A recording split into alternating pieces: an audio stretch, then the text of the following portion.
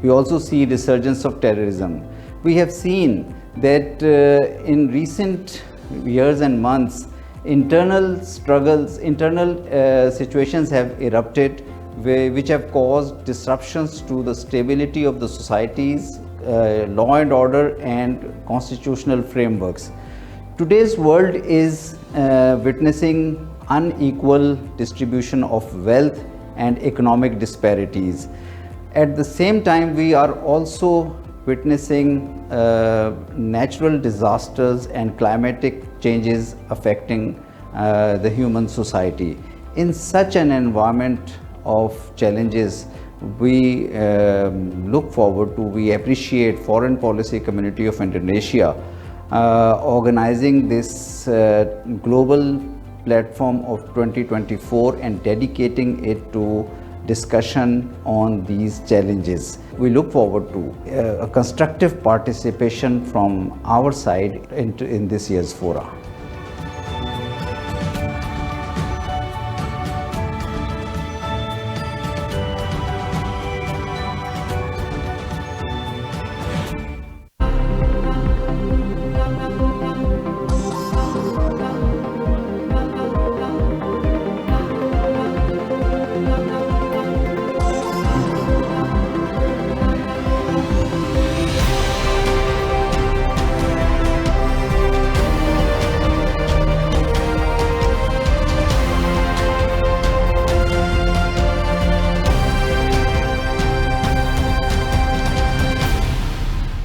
Hello, my name is Philip and I'm the Executive Assistant at the Institute for Security and Development Policy. International cooperation and diplomatic efforts are crucial, and the global community must come together to support peaceful resolutions. We need to strengthen international institutions that uphold justice and human rights, and make sure that we work towards a more inclusive and a fair international system, where all nations, regardless of their economic or political power, have a say in shaping global policies. I envision a future where there is true global representation, where collaborative efforts and proactive measures pave way for lasting peace and security. Thank you. We at the Institute wish all participants a successful and insightful Global Town Hall 2024.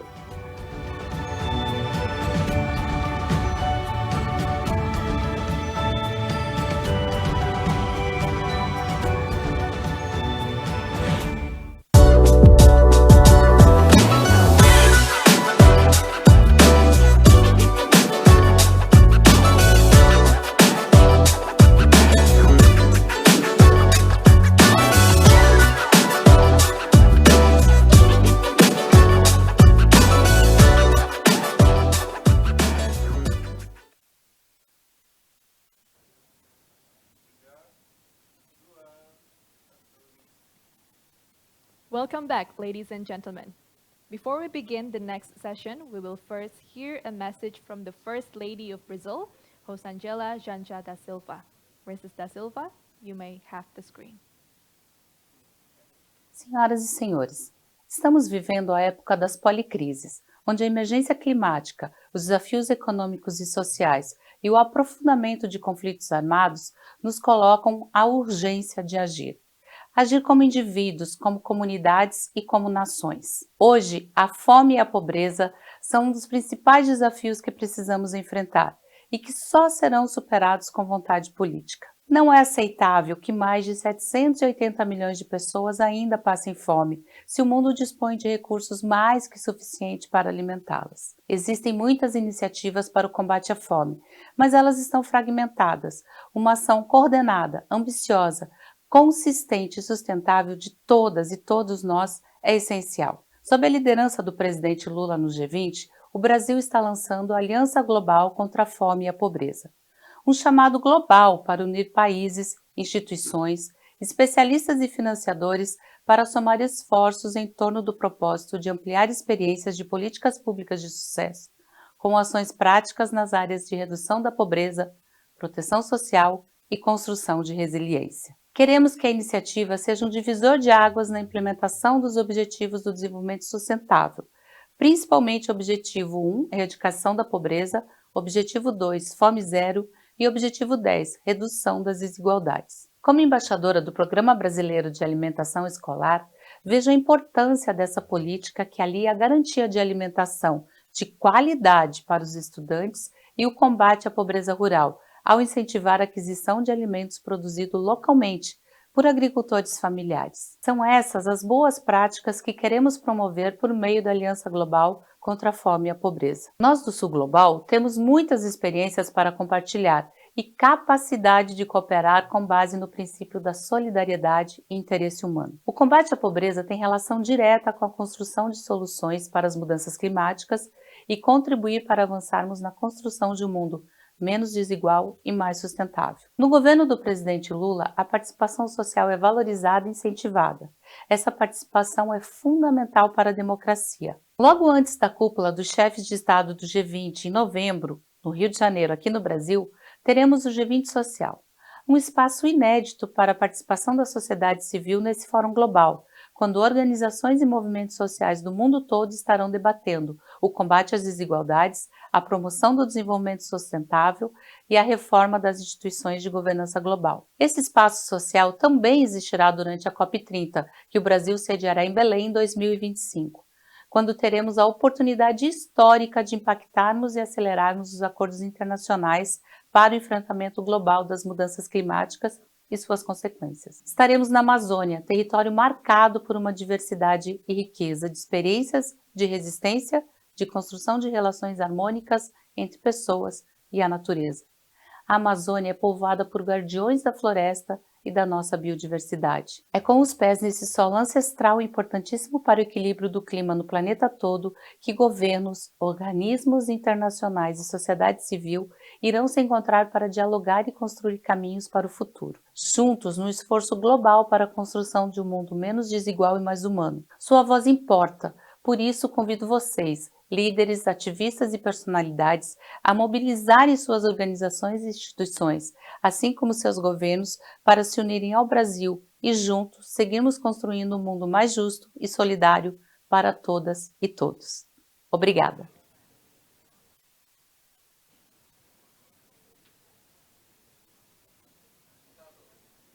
Thank you for the message, Mrs. Da Silva. Ladies and gentlemen, let us now begin the next session. Countdown to Baku and Belém. Can the next two COPs deliver on climate action? For that, let me hand over the floor to the moderator, Lucy Shea, the CEO of Futera. Lucy, you may have the floor. Thank you so much, and welcome everyone to this panel. It's so wonderful to be here, joined by such a stellar set of speakers.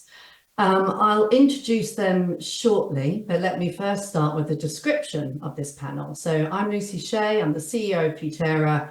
We're a sustainability advisory firm headquartered in the UK, but with offices in New York, Mexico City, and projects all around the world, working on climate justice solutions every day. And why? Well, why are any of us gathered here? It's because the clock is ticking. And global temperatures on average have reached the 1.5 degree threshold in the past year. Yet we, as businesses and nations, are continuing to fall short of the Paris Agreement. As we heard from the First Lady of Brazil, a very integrated approach to climate and poverty reduction. What we've got with rising temperatures, fueling extreme weather, but also food insecurity, water scarcity, but also economic instability and even conflict. So I think we all know that if we fail to curb global emissions, our planet will face irreversible damage, with millions displaced, plunged into poverty, nearly 2/3 of the world's cities threatened by rising seas. So we find ourselves at this crossroads, this moment in human history of pivotal importance. And the upcoming COPs in Baku and Belém are super important along this journey. So COP28 was really a turning point, because there was, for the first time, a historic pledge to transition away from fossil fuels. But still, these meetings have got COP28 COP29 and COP30 in Baku and Belém. They've got to still address. We have an enormous amount of existing loopholes, and we've got to demonstrate the political will to deliver true climate action. So in this panel, we've got amazing panelists who are going to explore the solutions to this. And I will be calling on our panelists to look at time and time again at the solutions. So what strategies can we do to ensure meaningful progress on mitigation and adaptation? How do we establish new financial goals for vulnerable nations? How do we foster collaboration among government, business and civil society? And the goal is clear. We have to ensure no country, no community, no person is left behind in the fight against climate change. So, as I say, we had a fantastic scene setter from the First Lady of Brazil, who really made that argument very persuasively that these issues are interlinked. You can't tackle environment without people and vice versa. And what that means is, well, we do have apologies from our first panelist, Ms. Anatoni, National Secretary for Climate Change, Ministry of the Environment and Climate Change of Brazil. I'm afraid she's been unable to join us, but we have heard from the First Lady instead. And we have fantastic panelists to go. So I'm just going to introduce all three of them, and then we'll go to the questions. So we've got Harjeet Singh. Harjeet is the Global Engagement Director of the Fossil Fuel Non-Proliferation Treaty Initiative. And Harjeet will tell us a little bit about what that treaty initiative is. He's an activist advocating for climate and social justice globally. His work has involved assisting countries in responding to disasters, climate impacts, migration, and in bolstering adaptation and resilience programs. He's also the Global Engagement Director at the Fossil Fuel Treaty Initiative, and previously he served as the head of global political strategy at Climate Action Network International. He's led ActionAid's climate justice work globally. Harjeet sits on a number of boards. He's been a member of a number of the UN's technical expert groups, for example, on comprehensive risk management. He's an author. He started social enterprises. Harjeet, we can't wait to hear what you've got to bring to this conversation. After Harjeet, we'll be going to Joshua Tosterson. Josh is the Chief Executive Officer of Everland. He spent 30 years in the field of sustainability. Prior to Everland, Joshua was the Senior Vice President for Programs at Rainforest Alliance, where he was responsible for worldwide field operations in sustainable agriculture, forestry, and climate finance. Before that, he co-founded and served as President and Director of Hydrogen, publicly traded hydrogen fuel cell manufacturing company listed on NASDAQ. He's held leadership and senior advisory roles in many non-profit and for-profit enterprises, lots of field work, BA from Harvard. Again, Josh, very quickly for our speakers, and we've got some excellent discussants as well, but we'll come to those after our speakers. We have Vishal Prasad, who's the campaign director of Pacific Island Students Fighting Climate Change and a 2024 Global Citizen Prize winner. Vishal is from Fiji, as we said, campaign director of Pacific Islands Students Fighting Climate Change, and that is a youth-led organisation that began the campaign to seek an ICJ advisory opinion from the International Court of Justice on climate change and human rights. There were a lot of press, I'm sure many of you remember that. And since 2020, Vishal has been working on this campaign with young people from the Pacific and around the world to secure a UN General Assembly resolution on the matter in order for the ICJ to deliver the opinion. And in March 23, this was achieved by an historic unanimous adoption at the UN. And now you're working to ensure that we get the more robust, transformational and progressive advisory opinion as possible to help address the climate crisis. Again, Vishal, really, really can't wait to hear your contribution to this. So those are our fantastic speakers, and let's go first to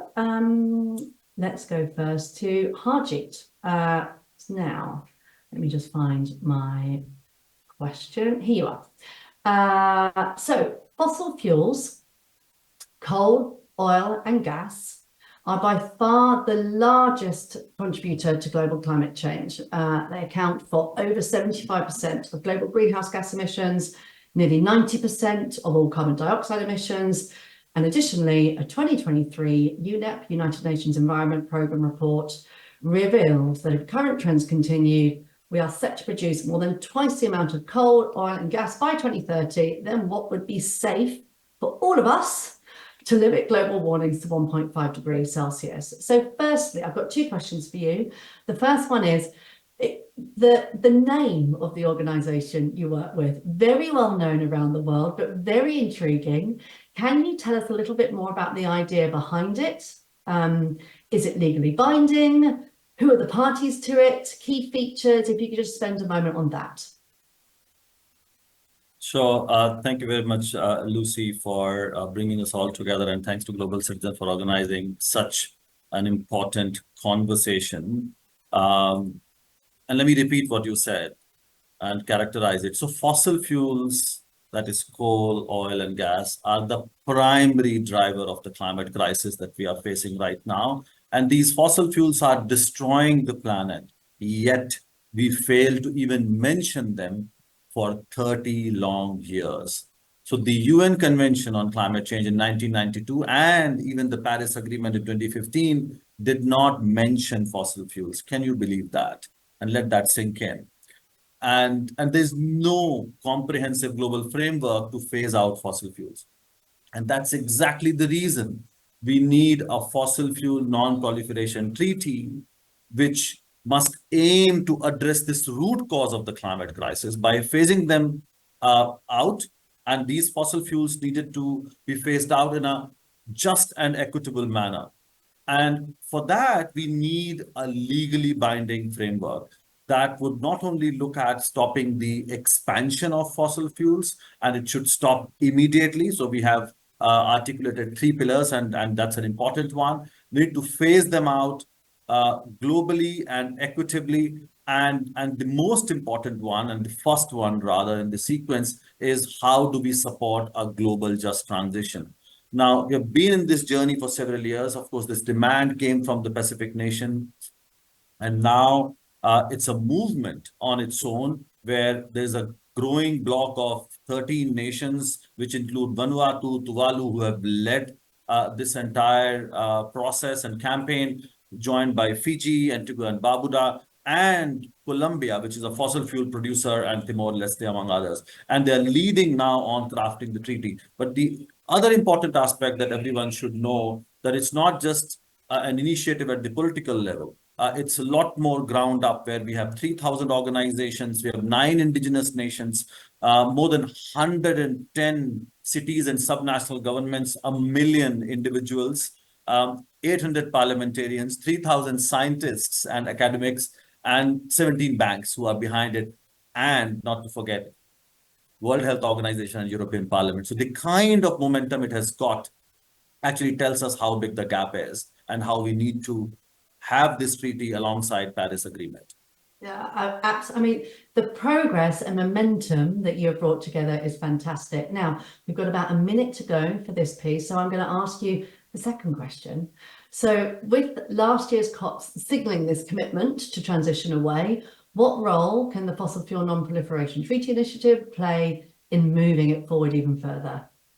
Very quickly, I think we should acknowledge that major breakthrough at COP28. It has been a long fight for 30 years, as I mentioned, but it just stops at acknowledging fossil fuels. The reality is that many countries are continuing to increase production and invest billions into the expansion, and that must stop. So UNFCCC in its current form cannot deliver such a framework. So what Fossil Fuel Treaty offers is that very framework, which looks at how developing countries who do not have resources to move away from fossil fuels, who are dependent on it for revenues and jobs and energy, they need to be supported. So international cooperation and support happens to be at the very core of this demand, and we are working on the legal and political pathway to make that happen. Yeah, that is fab. And thank you. That was very efficient in the answering as well. So Harjeet's laid the scene for us there. Thank you so much. I'm going to bring in Josh. Joshua, I would love you to talk a little bit around deforestation and forestry. So we covered a little bit. We could talk a lot more about fossil fuels, and we will return to this, but we've covered that with Harjeet. Now let's bring in the issue of deforestation, 4th largest single contributor of GHG emissions. But on the flip side, If we avoid tropical deforestation, landscape restoration can actually provide 23% of cost-effective climate mitigation needed before 2030. So we've got this problem, but corresponding huge solution in forestry and afforestation.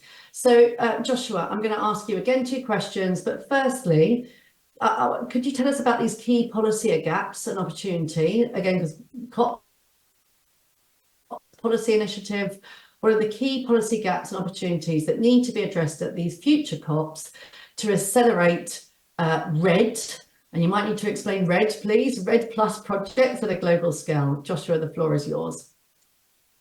Thank you so much, Lucy. Thanks to Global Citizen. And I also just want to acknowledge it's really great to be here together with the panelists.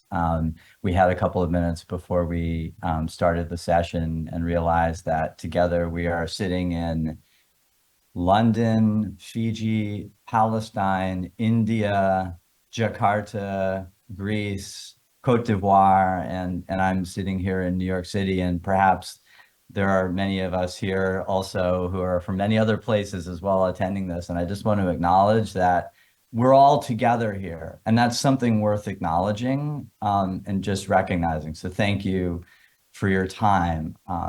That's all we've got on this world is a little bit of time. And so we're all going to try to do our best to make it really impactful. Thanks for your question. I think the first thing that I just want to pick up on, if it's okay, is that is the categorically unique nature of forest loss in its scale and the uniqueness of the challenge of how you've got to address it. If forest loss were a country, it would be the 3rd largest emitter behind China and the US. And so there's like no mathematics that gets you to climate stabilization without halting forest loss essentially completely by 2030. This has been recognized in the Glasgow Declaration. 140 plus countries have pledged to halt and reverse deforestation by 2030. But the question is, how do you do it? Like, it's a great practical question. And so, and this is getting to the gap question, that you can't do this without the financial resources, the speed of action, and the capabilities that the private sector can bring in partnership with communities and governments. And the reason why that's the case, uniquely for forest loss, is, and I appreciated, Harjeet, you're talking about root causes. There's something that drives forest loss at a root cause. It's very simple. It's economics. It's because you can convert the forest and use the ground underneath the forest to grow food or do something else, have a mine. And so if you want to durably halt forest loss at a root cause level, you've got to make sure that the choice of conservation delivers value for the communities and governments whose choices determine the fate of the forest, because they have other options. And so you got to have mechanisms to deliver financial resources and create value directly for those people. That is what RED Plus does. Josh, I know you want to ask me something else, Lucy. Yeah, no, I'm afraid I'll hold that question to later on because I'm afraid we're at time. But thank you so much for your intro, because you are right. A little bit of time is all that we have. I'm afraid we're out for this moment. I'll come back to you. And thank you. That point about value is crucial. Being able to show benefit and value to different actors in this journey and conversation is crucial. There's no bad thing in showing what's in it for me. So thank you for leaving us with that bit. We'll be back to you. Vishal, now what we'd love to bring in is here around the youth-led angle and also small island nations, because as we know, well, some of you might not know actually, that small island nations such as Fiji really bear the brunt of climate change, despite the inequity of contributing less than 1% of global GHG emissions. Now, I know that you will tell us about what some of these impacts include and why we need adaptation financing in your session, but I'd like to pass to you as soon as I can and ask you, tell us a bit that I talked in the introduction, because your youth-led organisation has worked with small island states to campaign for this advisory opinion on climate change from the International Court of Justice. Can you explain that to us a little bit? And what impact is it going to have on these COPs and the future of climate negotiations? Thanks, Lucy. Thanks, everyone. Great to be here and really speaking from the region and speaking about a campaign that was born out of the region in order to really advance climate justice. And you're right, this is really about climate justice and about frontline countries that have been facing the brunt of the climate crisis despite not causing the problem. And that is so important for us to grasp and understand. And I think the whole ICJ advisory opinion movement has been about instilling more able climate justice frameworks in our global response to climate change. And I think that is so crucial because it will essentially filter down to the UNFCCC COP processes and the negotiations, because what the ICJ is, or the advisory opinion does, is it will provide legal clarity to countries on what their obligations are. So countries have so far been operating under the narrow ambit of the Paris Agreement and the UNFCCC and saying, this is what our obligations are, this is what we are required to do. But under this request from the International Court of Justice, we have a chance for the ICJ to clarify what state obligations are under not just the Paris and the UNFCCC, but under a whole host of international law, which includes human rights law for the first time, which includes the law of the sea and 8 other sources of international law. So you are going to expect a much more clear, a much more holistic understanding of state obligations that can really push negotiations, so that whenever we come to those negotiation tables, we're not operating in a vague, opaque space, but we have the benefit of international law providing that guidance, being that beacon to countries that can catalyze and fill the many gaps that we exist. And these gaps are so crucial because we've seen, and the introductions have mentioned this, we've seen gaps in ambition, we've seen gaps in accountability, in fairness and equity. And so we really need to stop the loopholes that are sucking the progress out of these processes. And the advisory opinion from the ICJ, the strength of international law, can really help us do that. And so for us in the Pacific and the youth-led campaign, it's also about, I mentioned human rights, so crucial to infuse human rights in our response to climate change, but also about intergenerational justice, about future generations as well. And the ICJ is best placed to respond to this question as well. And so all of this will be hugely considered in the negotiation spaces, or will be born in the negotiation spaces through the ICJ. And it can also, the outcome of all of this is that we could see real traction, a building of momentum around key contentious issues like climate finance, loss and damage, right to reparations, etc., strengthened in the ICJ advisory opinion when the court makes the pronouncement, making all of these negotiations far more potent in addressing the climate crisis. Great, and actually, that's wonderful. Thank you so much for highlighting the gaps there. And you also had started to go to the Loss and Damage Fund. I'd like to ask you one more question around that. And then, Joshua, I'll return to you because there's a few gaps that we didn't get to answer with you. But Vishal, I'll keep my question brief, but we know that the gap in funding adaptation is enormous and growing, the financial gap in funding. So you started to talk about how this kind of providing more clarity is going to help solve that gap. Can you just expand on that a little bit more? What are the links between this advisory opinion that you've sought and what's your expectation for future COPs in strengthening the Loss and Damage Fund? Well, I think the need for funding is so crucial for frontline communities for the Pacific, and this has been articulated by Pacific delegations, like small island states, when we've come to all of the COPs, and I think they're so crucial. And I think something that's coming up at the upcoming COPs is the whole piece of work around the NCQG, the new collective quantifiable goal, and I think that is so crucial that we get this right, because the NCQG and the work that's undergoing under that has really a potential for us to reimagine and create a more fit for purpose climate finance system. And there have been a fit for purpose climate finance system that deals with all of these issues. And we can't be talking about addressing climate change without addressing all of these hurdles relating to finance. And so a lot of discussion has also been, and a lot of thought has been put into how loss and damage and the work of the fund also fits into the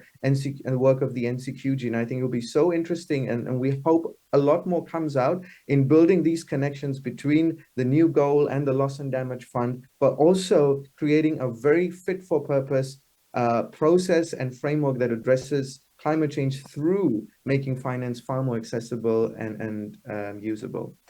Thank you so much. And again, we'd love to spend longer on this, but you will see at the moment coming up as well various QR codes with information. So you can raise your phone and take a picture or use your camera, and you can go to that specific piece of action. There's one just there. Josh, come back on, please, Joshua.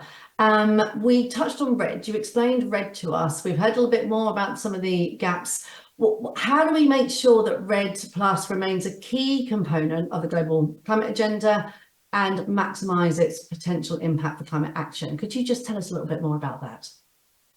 Sure. And I have to say, Vishal, your comments are like, I want to speak to your comment, right? Because what RED Plus is an effort to create a fit for purpose climate finance mechanism to deliver resources directly to frontline communities on the ground, as well as national governments, to incentivize and provide real financial rewards for successful efforts to slow down deforestation. So that is what RED Plus does. It enables, through the voluntary carbon markets, partnerships between communities, governments, conservation organizations, and companies who want to commit big resources on a purely voluntary basis.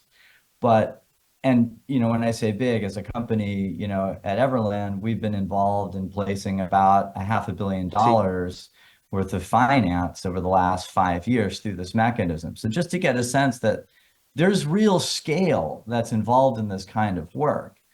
And there's been a lot of talk in the carbon markets about integrity and things like that. And I want to really speak back to what you've been mentioning, Vishal, because I think we need a paradigm shift in what we mean when we use the word integrity. Because ultimately, when you're talking about RED Plus, the whole purpose here is to make conservation a viable development path, a viable livelihood strategy for people and governments in light of the real alternatives that people have to take in order to secure their livelihood for themselves and for their kids.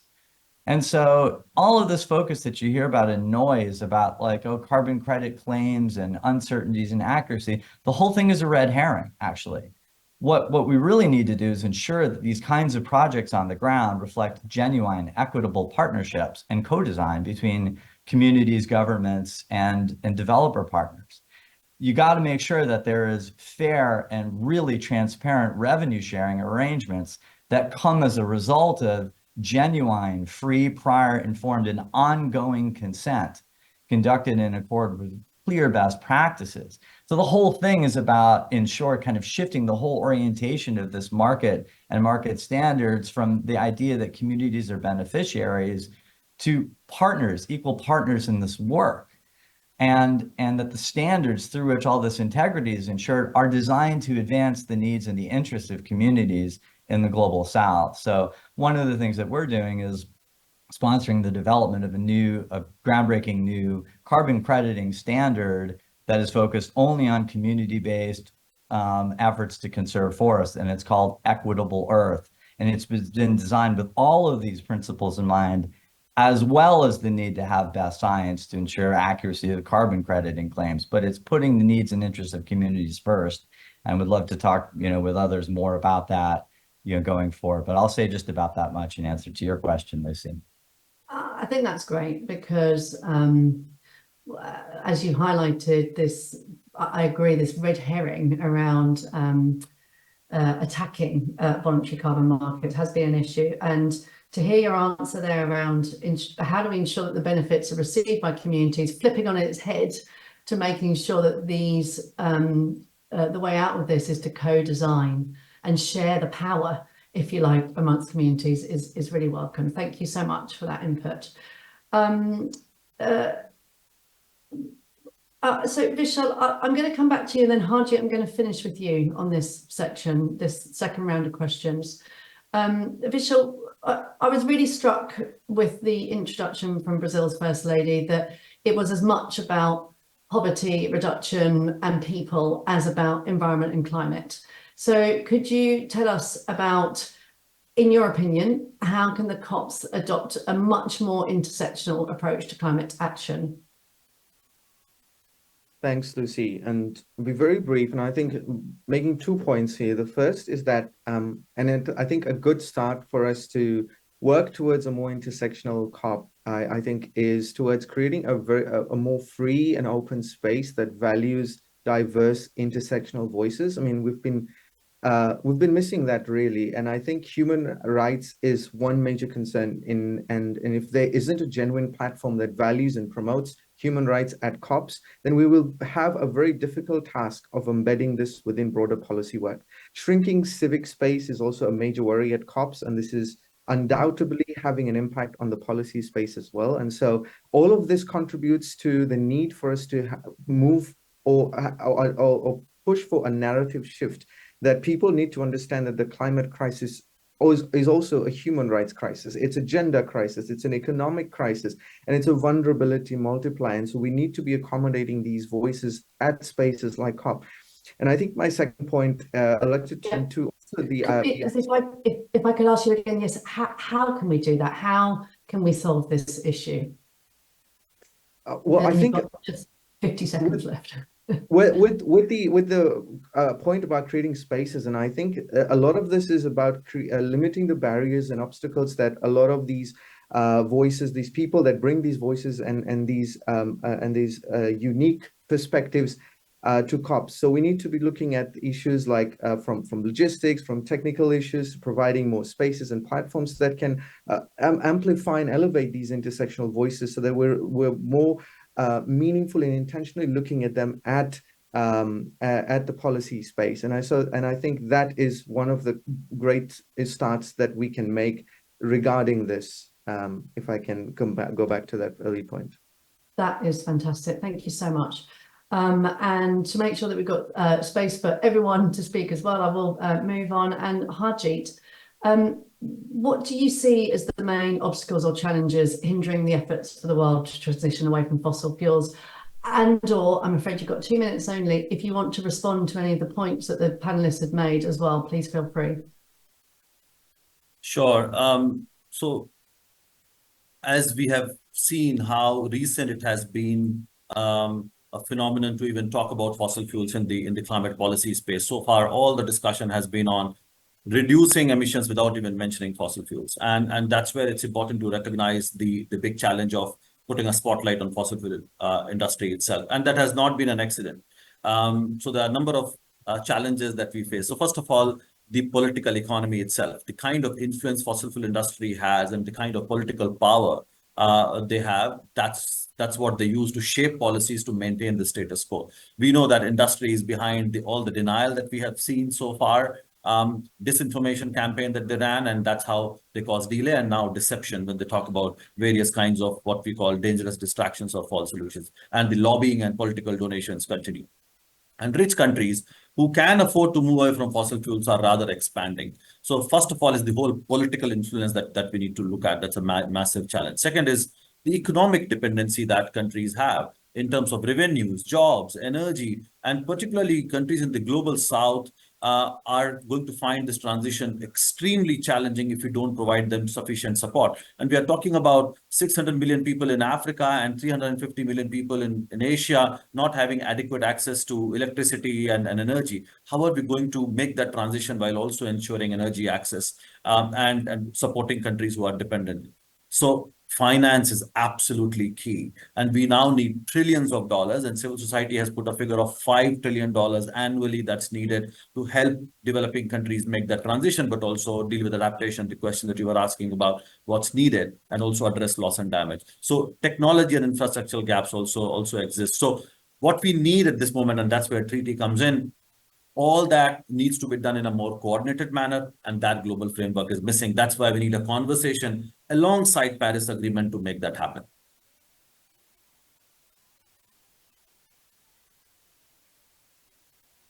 Thank you for calling out as well the disinformation campaigns that happen and the need for finance. So that's a great point to circle back to Josh.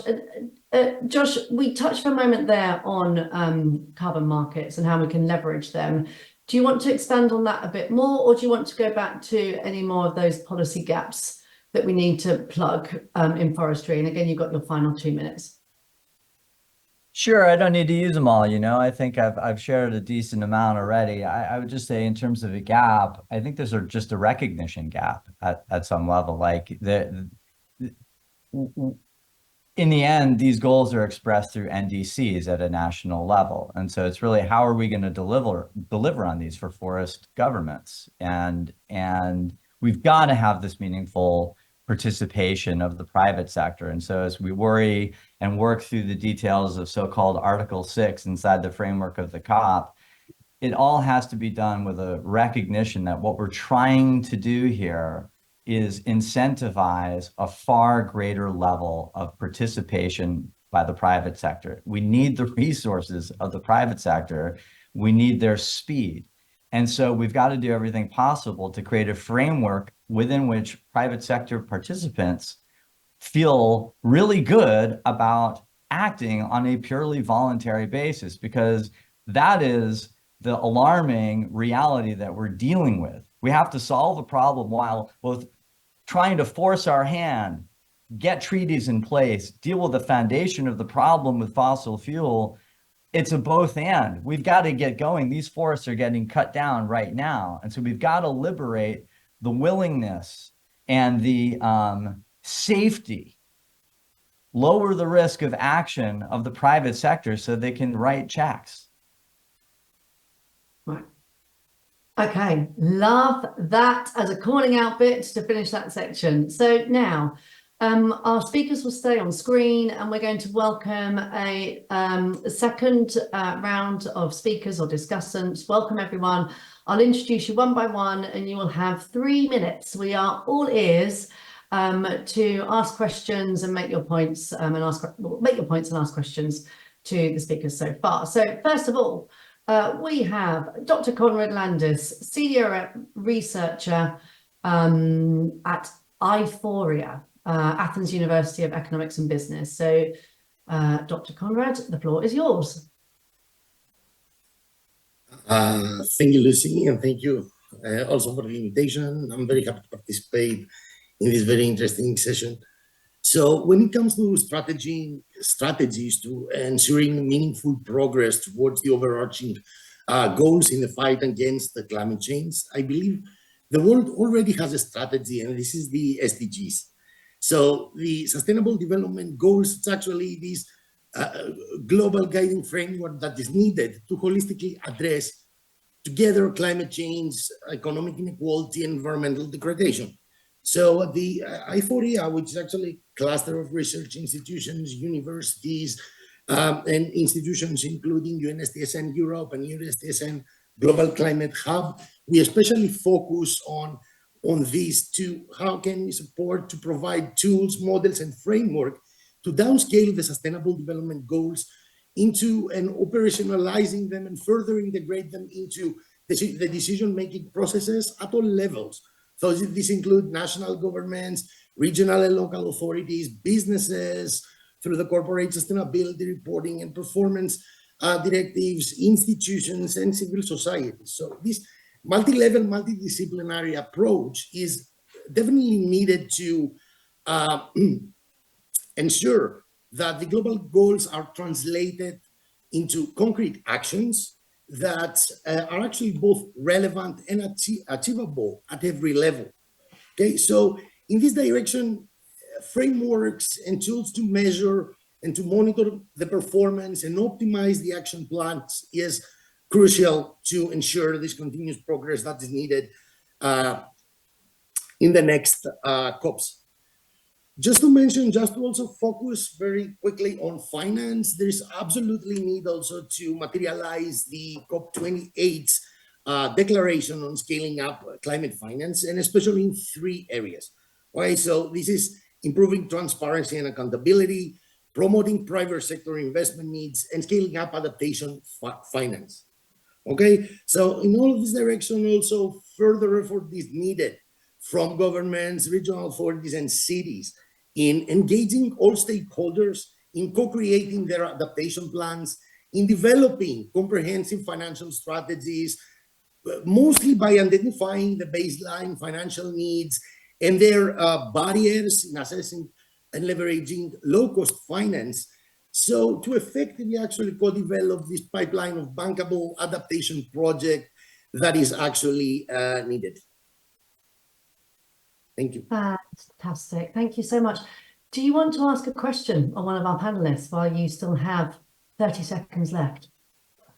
Well, I would like to ask, yes, mostly Hadid. And so, Hadid, as you mentioned, not only the countries are failing to accelerate their efforts, but many also are falling behind their targets. Do you think that the goal of the initial goal of decarbonization by 2030 or even 2050 is now still achievable or at least realistic? So what we'll do, Haji, if you may, we're going to hold that question because we've got a piece at the end of the discussion, so we've got 10 minutes for free questions. So please hold that, Conrad, and we're going to move on and we'll do the same format. So discussants, if you can give your intervention, and if there's a specific question you would like to add, we'll hold it until the end and then we'll go through all of them. Great, thank you so much. Now we've got Dr. Augustine Njanchi, co-founder and chair of Political and Technical Affairs of Pan-African Climate Justice Alliance, executive director of the African Coalition for Sustainable Energy and Access. Welcome, thank you so much, and the floor is yours. You have 3 minutes. Thank you, Lucy, and I thank the panelists for the very rich discussions.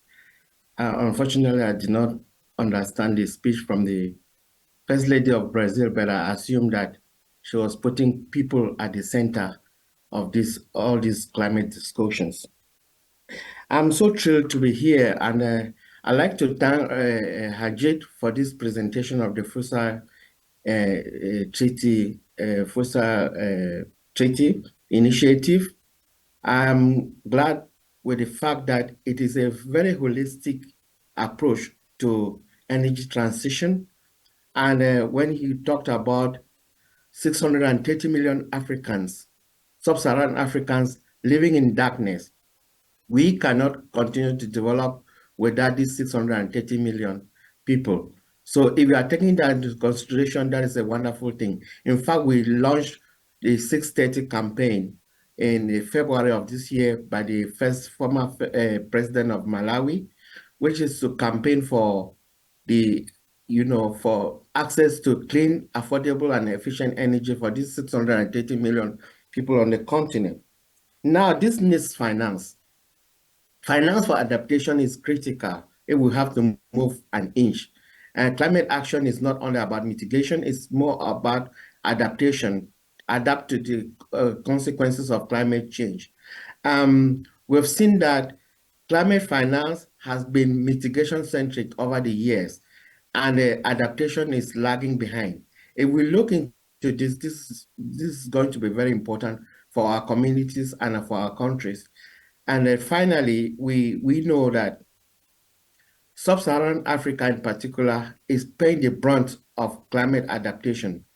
11 countries out of the Sub-Saharan African countries, representing 350 million people, have been seen to be spending 5 times their budget for adaptation than for healthcare. It means they are dying to adapt to climate change. So we need to take these things into consideration.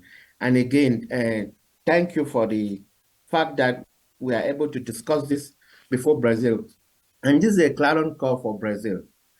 It is time the international community steps up the game and bring the spirit of Rio of 1992. We need a change. We need to hold ourselves accountable and provide on the promise that we made the whole world, especially local communities 32 years ago. Thank you very much. Thank you so much. And thank you for bringing in the people piece as well, about the impact, but also the fact that us coming together is often what we need, the energy to kind of keep going and then bring in the spirit of Rio 92. So I will pass on, but then I will come back if there's a particular question you would like to ask to one of the panelists, but I'm going to move on for the moment to Burça Mecca. Burça is the Senior Analyst at Climate Work Centre, and we can't wait to hear your intervention or your questions. You have 3 minutes. Thank you so much, Lucy, and thank you all the panelists for sharing your very insightful thoughts. So, of course, firstly, I'm very happy for the opportunity, and I'm very grateful for being here and being able to share some of my, I guess, comments and also questions from Jakarta, Indonesia. The first thing that I would like to highlight is how in every comments and insight the panelists have shared with regards to the two COPs that are happening in the next 2 years, is that the element of social justice and climate justice is actually embedded there. For example, I would like to highlight that in the energy sector, we have this effort to transition from fossil fuel, but how to do that in a way that is equitable to everyone, especially those that are affected by the transition. In the forestry sector, we have carbon market as a climate solutions. And then we are also faced by the issue of climate equity as well. What about the indigenous people, the custodians of the forest land? How can we ensure that the benefit from the carbon market will really go to these people that are really managing the forest land? And the finance aspect, the adaptation aspect, all of this are in some way is embedded in the discussion on climate on social justice. So what I would like to highlight is that this connection between this element of social and climate justice in the next two COPs that are happening. So I would like to highlight as well that the next two COP is also not happening in vacuum. We are living in a world that are changing with the new geopolitical polarity, a lot of different kind of human rights crises, economic turbulence, and everything that are happening in parallel with our climate crisis. So my questions to the panel is that in the next two COP, how can we embed this climate, embed the social and climate justice elements in a way that are reflected in the COP processes itself? So I would like to end it there and hopefully to hear some of your thoughts later in the free discussion time. Thank you, Lucy. Burça, thank you so much, and thank you for that question. And panelists or original round of speakers, please have a think about that question around how we embed climate justice. Thank you, Burça, so much. And now we pass to our final discussant. Welcome, Rana Kaimari, Program Manager at EcoPeace Middle East. Thank you so much for joining. You have your 3 minutes. Thank you, Lucy. And I would like to thank all the panelists for the fruitful and the good information that I got from their speeches. Actually, I'm coming from the Middle East and from an organization that believes in working with all people in our area and not leaving anyone behind. We believe that we have to work from top down, bottom up, and each one of our people need to be part of a climate fighting climate crisis and be aware about our climate crisis and how we need to work together for adaptation and for mitigation of our climate crisis. Actually, I'm happy that this year our COP will be about climate action because it's time. We have so many research, technology, and agreements about climate action, climate change, but actually we need to start an action on the ground. And I believe it's time now to work together to mobilize all of our people in the world and engage them in this action. Each one of us needs to be part of this responsibility. No one needs to be behind. And while I was dreaming that if our leaders at that COP sign an agreement or agree on assigning one day to be a global day for the climate action in all over the world, where, for example, they have that, let's say they can have that announcement that Students have to go to school, to universities, workers to their work, but not for working. For example, doing something very small like planting. All the people in all the world can be at that day just doing an action, planting at different places. And this can be both learning and acting, because not all people are aware about the climate action. Some of people, they heard about it, but exactly they don't know how it's serious. So the families will learn that our students, our kids are doing planting. Why? Because 1, 2, 3. And all the community will be part of this. So in this case, it's very simple. Private sector can provide the trees, for example. The leaders or the decision makers can give the announcement that schools are today are planting. Workers are at organizations, they are doing the same. They can planning where to plant, what type of trees. So my dream is that if we can reach to this point, it's very simple. It's no need for that much money, but it's really an action on the ground. It can be a learning and acting. It can be like together we can do a difference. So I believe that this is very important, that to mobilize our people, each one of them, from where they are, in all over the world, even in the conflict. I'm living in a conflict, serious conflict, but I still am responsible about the climate change, and I need to be part of solving this problem. So that's my dream, that if we can do that, it will be fantastic. Thank you. Sorry, I was on mute. Rana, thank you for sharing your dream. It was beautiful and wonderful to hear. And I have to say, actually, thank you, Global Town Hall, Global Citizen, for organising such an amazing panel of speakers, because we really have covered every angle of system change, and just finishing there, Rana, with that piece around it's much easier to change how people think about something if you change an action first.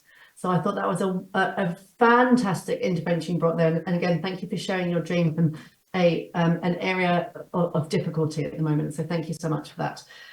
All right, so we've got some questions already in, and anyone watching, if you have questions, please post them, because we're going to get them sent in to us by the moderator. Thank you so much for that. But first of all, we haven't got much time, so I will stop talking and say, Harjeet, could you first pick up on that question from Dr. Njanchi about how to make sure we don't fall behind on that 2030 to 2050 piece with fossil fuels? Yeah, so first of all, we need to recognize that we are already in a crisis situation, because if you look at the current climate action plans, or what we call them nationally determined contributions, or NDCs, they are projected to result in 2.5 to 2.9 degrees. So we are looking at a 3-degree warmer world, where our target was 1.5 degree, which also we have passed, but we still have a chance to reduce that level of warming. So to address these gaps, clearly the next round of NDCs, which are now to be submitted early next year, must significantly increase ambition. Now, what does that mean? It means committing to a 60% reduction in emissions by 2035 from 2019 levels. That's what science demands. But the reality is that countries are expanding fossil fuels. The United States, for example, is currently the largest producer of fossil fuels. Other rich countries, Australia, Canada, Norway, UK, along with the US, are responsible for more than half of the planned expansion of global fossil fuels. That's going to blow up our target of staying below 1.5, or being net zero by 2050. So what we need is a fair share of climate action. Of course, rich countries have all the resources. They have huge responsibility, historical responsibility to act. They need to provide finance. If money is not provided to countries for mitigation and also for adaptation, addressing loss and damage, we will not be able to see the kind of climate action that's needed. So we need to put equity and justice at the core. And as you mentioned, Lucy, I would also like to remind people about the petition, and they're seeing the QR codes. It's important to send a very strong message to the world leaders that they support a mechanism, and that's why this treaty, so that they feel that pressure that unless we have a global mechanism, we will not be able to deal with the crisis and phase out fossil fuels in an equitable manner. Harjeet, that's great. You answered the question, also brochures, and you also gave something for folks to do at home. Josh, I think you also would like to come in on the question around making sure we don't fall behind. Yeah, and actually there is Dr. Augustine spoke in particular to the 630 million Africans living in darkness, and spoke very movingly about the reality that's faced by so many frontline communities. Most of those people are living in and around forests, actually. And so if you're going to get to emissions reductions, they have to come to as the outcome of the delivery of financial value to these communities in lieu of cutting down forest. And I just want to share a couple of like just charts and graphs and impact stories about the kind of work that's happened with RED, just so we get some perspective of how you can make this happen at big scale from the bottom up, right? So we'll talk about one of the projects we work with in the Mai-Ndombe area of the Democratic Republic of Congo. This is an area on one side of a huge lake, Lake Mai-Ndombe. There are no roads, there's no electricity, there's nothing there. There are over 50, 60,000 people living in the forest, in and around the forest there. So since the RED project has started, 21 new schools have been built and staffed. So just think about a place like this. If you've ever been to a place like this, the idea that you'd build 21 real, beautiful new schools using local materials out there in the forest for these school children in the villages. There's a modern hospital. There's a real hospital built to modern standards that is staffed with doctors. So there's a doctor in there working full time. There is staff in there. There are medicines there. These are all financed by carbon revenues. In Kenya, over the past 10 years, over 37,000 scholarships have been awarded. I need to share the story because there is a data-driven reason to be hopeful that we can get there from the bottom up through these kinds of mechanisms. Yeah, thank you. And thank you so much for that. And sorry, I didn't want to cut you off, just making sure we had a chance to go around. And thank you for sharing the story and also reasons to be hopeful. So, Brocha, I'm going to go to, sorry, Vishal, I'm going to go to you on Brocha's question about ensuring that we can make sure that climate justice is the heart of COP and going forward. And if you could cover that, if you could quite briefly, and then as many of our speakers, I would love to go around with a closing question around, often when you work on climate change, you're more hopeful than those that don't. We've got data that shows that as well. The closer you are to this, often the more hopeful you are because you know it can be solved. It's a question of not technology, but mindset and political will. So if we could just, Vishal, I'll go to you on climate justice. And if you can, anything for our viewers at home, wherever they are around the world, something they could do or something to be hopeful about, I think would be fantastic. So over to you, Vishal. Thanks, Lucy. Very quickly on, I think, climate justice and the COPs. I think something that's been said throughout today, I think we cannot meaningfully address climate justice without addressing the financing issue. I think at the heart of this, it's about countries that have a historical responsibility to address the problem that has been caused, and they need to do that. And climate finance is a very direct, very clear way of ensuring that happens. And so I think that's a very simple way. And we've got a chance to really ramp up advocacy as we lead up to Baku, as we lead up to Brazil, etc. And so we need to do that. And I think at the ICJ campaign, we all call ourselves like the stubborn optimists, that despite all of this doom and gloom, despite all of the frustrations that we see as young people, we choose to remain optimistic about this, and that there is a chance for us to affect meaningful change if we stick on to and hold on to that stubborn optimism. That's wonderful. Thank you. Thank you for answering both of those. Now, I'm going to go around as well to, okay, so I've just had a question in, but Dr. Njanchi, you've had a few responses to your question. Can I also ask you a question back? Is any reasons to be hopeful or any solutions you would like to point to for our viewers at home? I think it is very important, Lucy, for us to remember there is no problem caused by man that cannot be solved by man. This is the bottom line. Over the years, we've seen how challenging the discussions about climate finance has been. It is not because of the lack of money. It's just the lack of goodwill to do something. And if mankind comes back together and asks the moral question, if you set fire to a man's house, will you give them a grant to rebuild it, or will you loan them money to build it? That is the question. Climate finance coming to vulnerable countries, developing countries, should come mainly in form of grants, because they did not cause the problem. They do not have the money to solve the problem. In fact, they are struggling to survive. Let us be cautious when we are pushing responsibility to private sector, that we want to make that profit, which is their right, and forget the responsibility part of it.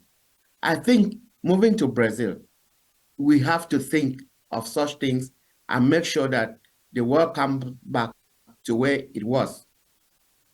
I mean, logically. Thank you very much. Thank you so much for that final point. And that is something I think we can all take forward into the conversations going forward and our work.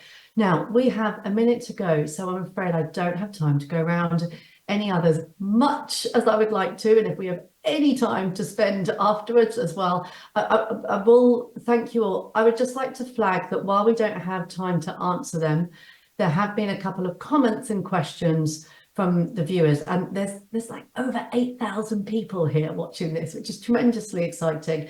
So we've had questions just for us to understand where the kind of the energy and heat from viewers are. Questions, Almeida from Indonesia asking about marginalized communities and making sure that we've got to consider indigenous people when talking about deforestation or even climate justice, and wanting to make sure that as we go forward, we make sure that we better integrate those voices and knowledge of indigenous peoples. That's been one. And the second one, thank you, Almeida, for that. And then the second one from Rose A. James from the US, saying the only way of cooling our planet is addressing climate change in the oceans. And people are the one that have been destroying basically we need to make sure that we remember to factor in oceans as well as land and deforestation as well. Absolutely right. So thank you so much. It's been fantastic. Thank you for all of your input and perspective. Thank you to the organisers. Thank you.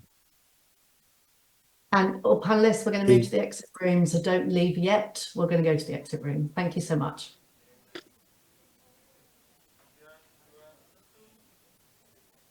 Thank you, Lucy, for moderating. Ladies and gentlemen, thank you for watching this session on Countdown to Back Balem. Can the next two COPs deliver on climate action? The next session will be on the UN Summit of the Future, whose future and who shapes it. Before we begin, let us first hear a message from the Duchess of York, Sarah Ferguson. Your Grace, you may have the screen.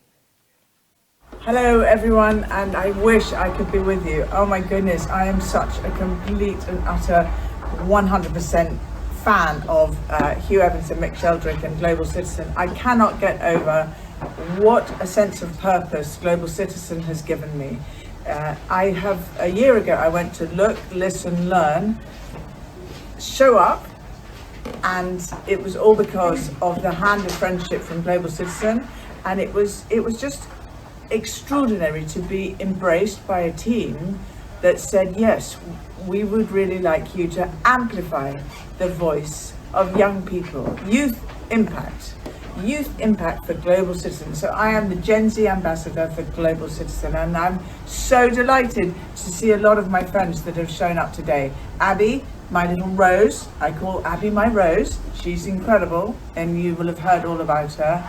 And then of course Olivier and Sophie and Vishal, and I mustn't just make sure I don't know, and Andrew, of course. And then, you know, it's just a great treat for me. Now, what does Global Citizen Youth Impact give to me? What it does, I walk in, I don't feel judged, I don't judge them, they don't judge me. I feel as though I have an ability to ask why. And when the young people, Youth Impact, what do? They ask why. And so I've really begun to understand my purpose in this world in 2024 going forward, is to be the generational bridge for Youth Impact, so that I can look, listen, learn, show up, amplify, and be so proud of this extraordinary young people and they're like family to me now, and we're doing it all over the world, and Global Citizen has made that possible. I think in Melbourne we got 3.6 billion hits. I think it's very exciting. Why youth impact? Because the youth need to have a place to be listened to. Why?